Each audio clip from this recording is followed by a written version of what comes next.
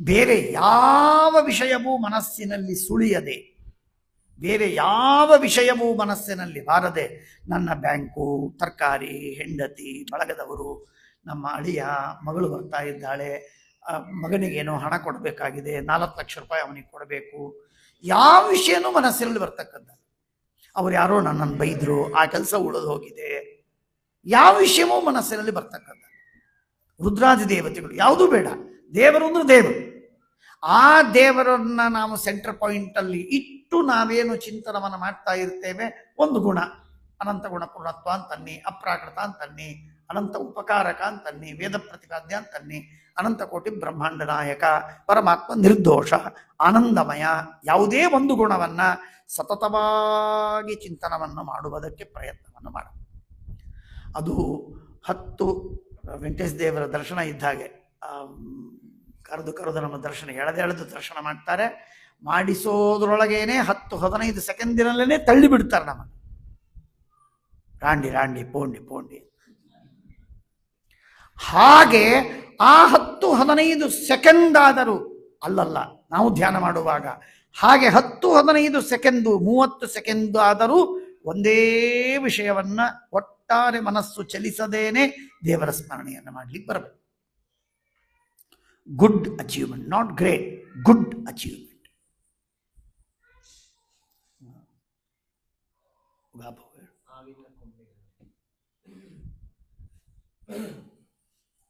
ಆವಿನ ಕೊಂಬಿನ ಮೇಲೆ ಸಾಸಿವೆ ನಿಂತಷ್ಟಾದರೂ ಕಾಲ, ಆವಿನ ಕೊಂಬಿನ ಮೇಲೆ ಸಾಸಿವೆ ನಿಂತಷ್ಟಾದರೂ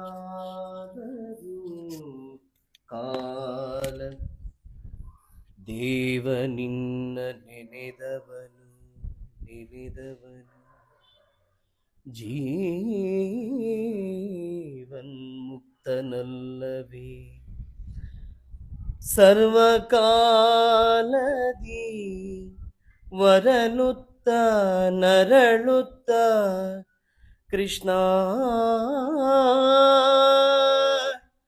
ಹರಿ ಎಂದವನು ಜೀವನ್ಮುಕ್ತನೆಂಬುದು ಏನಾಶ್ಚರ್ಯ. ಪುರಂದರ ವಿಠಲ, ಪುರಂದರ ವಿಠಲ.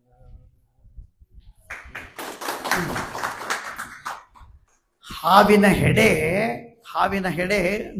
ಇಡೀ ಹಾವಿನ ಮೈಯೇ ನುಣ್ಣಕ್ಕೆ, ಹೆಡೆ ಇನ್ನೂ ನುಣ್ಣಕ್ಕೆ, ಅದೂ ಹೀಗೆ ಕರ್ವಿಂಗಾಗಿ ಇರುವಂತಹದ್ದು. ಅಂಥ ಕರ್ವೇಚರಿನ ಮೇಲೆ, ಹಾವಿನ ನುಣ್ಣಗಿರುವ ಚರ್ಮದ ಮೇಲೆ ಒಂದು ಸಾಸಿವೆಯನ್ನು, ಗುಂಡನೆಯ ಸಾಸಿವೆ, ಚಪ್ಪಟೆಯ ಸಾಸಿವೆ ಇರುವುದಿಲ್ಲ, ಕುಟ್ಟಿ ಇಡಬೇಡಿ, ಆ ಗುಂಡನೆಯ ಸಾಸಿವೆ ಇಟ್ಟಷ್ಟು ಕಾಲವಾದರೂ ಭಗವಂತನ ಸ್ಮರಣೆ ಬಂದರೆ ಅವನು ಜೀವನ್ಮುಕ್ತ ಅನ್ನುವಂತೆ. ಹಾಗೆ ಅದಕ್ಕಾಗಿ ಹೇಳಿದೆ 10-15 ನಿಮಿಷ 15 second, 30 second, 50 second, 1 minute, 2 minute, 5 minute, ಹೀಗೆ ನಾವು ಇದನ್ನು ಡೆವಲಪ್ ಮಾಡ್ತಾ ಹೋಗಬೇಕು, ಸಾಧಿಸ್ತಾ ಹೋಗಬೇಕು. ದೇವರ ಸ್ಮರಣೆ, ಯಾವುದೇ ಒಂದು ಗುಣ ಅಥವಾ ಬೇರೆ ಬೇರೆ ಗುಣ, ಭಗವಂತನ ಸ್ಮರಣೆ ನಮಗೆ ಬರ್ತಾ ಇತ್ತು ಅಂತಂದರೆ ಅವನು ಜೀವನ್ಮುಕ್ತ ಅಂತ ಶಾಸ್ತ್ರ ಹೇಳುತ್ತದೆ. ಹಾಗೆ ಅವನು ಮಹಾಭಾಗ್ಯಶಾಲಿ. ನಿಶ್ಚಿತವಾಗಿ ಸಾಧನೆಯ ಉತ್ತಮ ಒಂದು ಘಟ್ಟವದು.